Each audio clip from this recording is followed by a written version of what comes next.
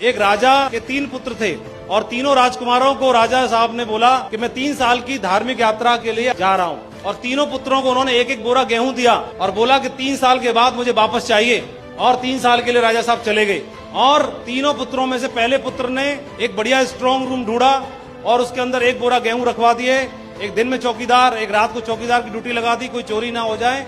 दूसरे वाले ने क्या किया, उसने गेहूं को लेकर के और 10 किसान बुलाए, 10-10 किलो सबको उधार दे दिए, क्योंकि उसे पता था कि गेहूं को चूहा खा जाएंगे, घुन लग जाएगा, बेकार हो जाएगा। 3 साल के बाद टाइम पे मुझे वापस चाहिए। और तीसरे वाले राजकुमार ने क्या किया, एक बंजर जमीन को तलाशा, कुछ मजदूरों को साथ लेके गया, जमीन को तैयार किया और गेहूं फिकवा दिए। 1 फसल किया, 2 फसल किया, 3 फसल किया, कई सारी फसल कर डाली। राजा साहब 3 साल के बाद वापस आए।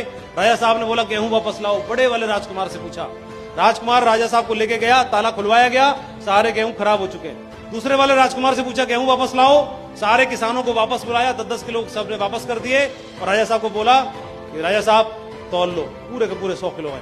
और तीसरे वाले को बोला कि गेहूं वापस दो। तीसरे वाले ने बोला कि राजा साहब मेरे साथ बाहर चलना पड़ेगा महल के।